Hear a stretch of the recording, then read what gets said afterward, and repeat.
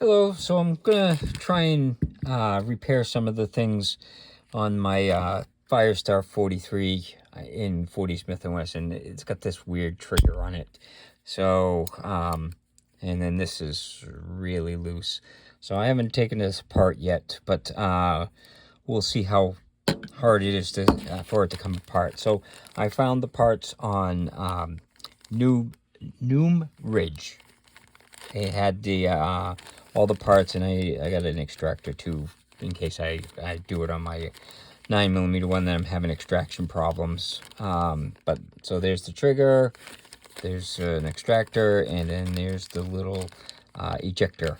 So I'm gonna take things apart and see how it works. So I know this pin pulls out the trigger, so I've already taken off the screws for the panels, the side panels, so we'll just pop those out.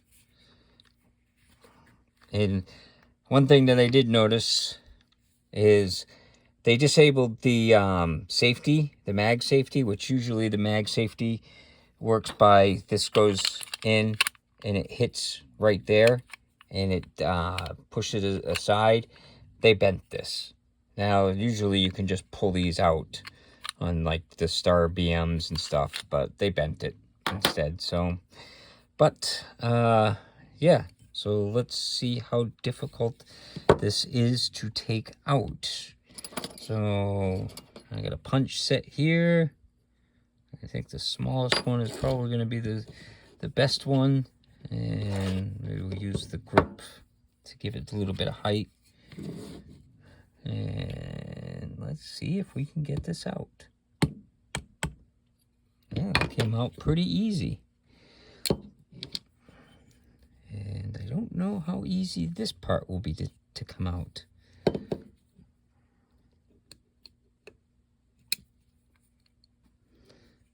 So that, yeah, I'm not sure how this comes out. It's got a little pin here that's keeping it in place. So I don't know if I can just, I have not taken this apart or taken one of these apart yet.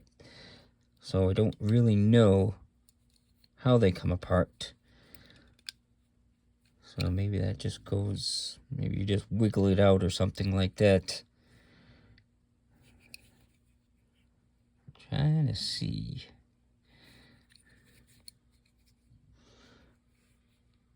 Of course, this may work by the trigger going that way, which that would be a problem.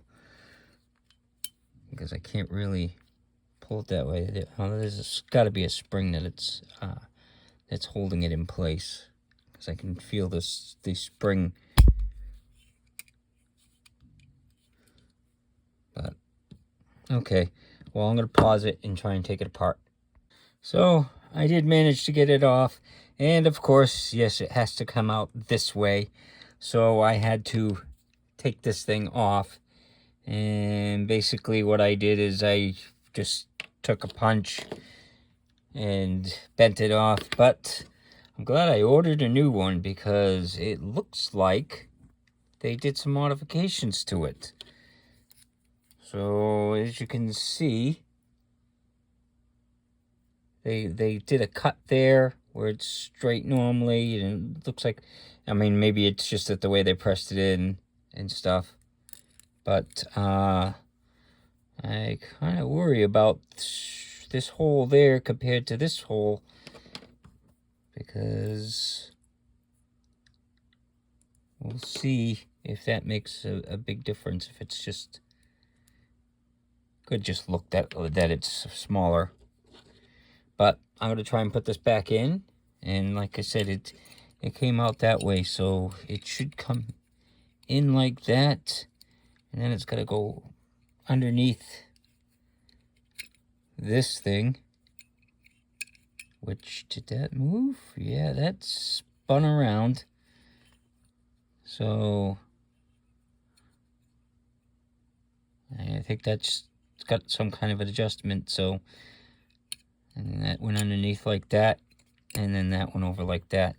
So, and then let's put the pin back in. and see if we can get it to function okay.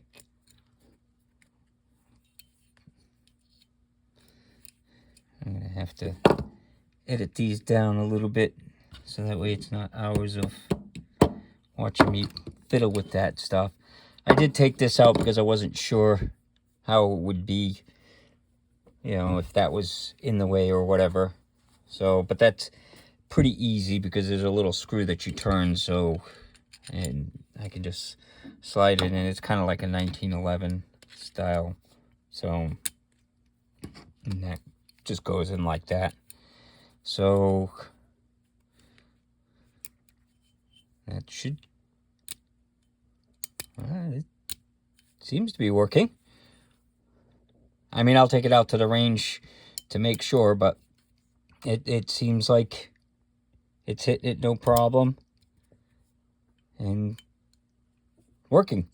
So we'll see under fire how it works. But now I gotta figure out how to take off this thing, and I'm not sure how to do that yet. So let me pause the video again and see if I can figure it out.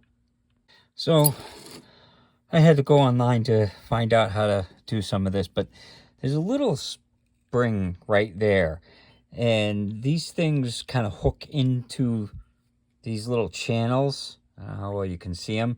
So what I had to do is I had to take my little pocket knife and I had to kind of wedge and pull, you know, the spring down, so that way I could pull down the safeties to get to the hammer pin right there. So what I'm trying to do now is very carefully, so it doesn't just fall apart, push it out a little bit. I need to have that there. So I'm trying to push it out just a little bit so I can get this out. So I got that out. Let's see how it looks comparatively. I don't know. Let's see if I put this in, if it fits any tighter. So that should go in like that. And put it in like that. Oh yeah, look at that. Look at how much nicer that is. It's not wobbling all over the place. So, and then I should be able to just take and swing that and push the little plunger down. Come on. And then there we go. Now the safety is back in place. Oops. Oh. I hope I didn't ruin it by yeah,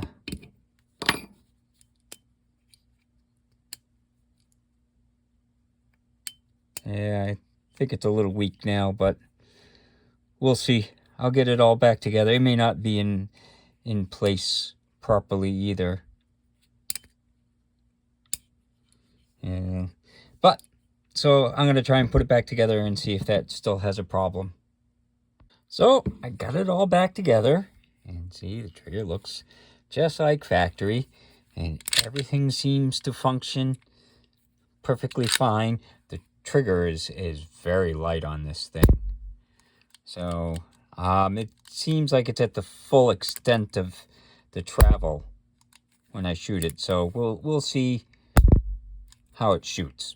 That'll be the key to it all. So at least now it's back to factory with, you know, parts that don't look mangled and stuff like that. You know, the trigger, it kind of bothered me that it was, you know, this mangled trigger that, you know, with the aluminum thing and all that. So I don't know. I don't know why the person did it. They may have had problems or whatever, but I don't know. I don't care. It's back to factory. You know, the trigger and the little extractor thing, or ejector. Extractor inside ejector. So that's much better. It's nice and tight now, so I can put the gun together without having it, you know, hit. So hopefully everything fires just like it did, because it did work flawless for me. So I'll take it out to the range and see how it shoots. So I'm back out the range with my Firestar in 40 cal. I fixed the trigger and I changed out the extractor. So let's see how it fires.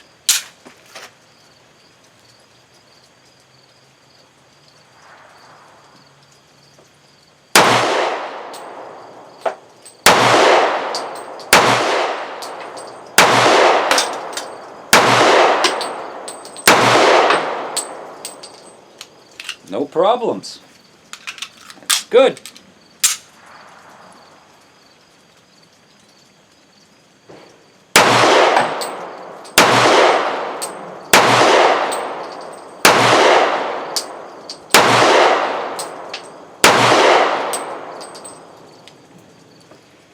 There are problems. It's still a bit snappy, but again, this is the Firestar in 40 Smith & Wesson. So, after taking it out to the range and stuff, and making all the modifications with the trigger and the thing, it still shoots great. So this Firestar in 40 Smith & Wesson, it was a great find, and it's a great little gun, and I am happy to have it, and I am happy to have it back to the factory original. So hopefully you enjoyed the video, and hopefully you have a good day.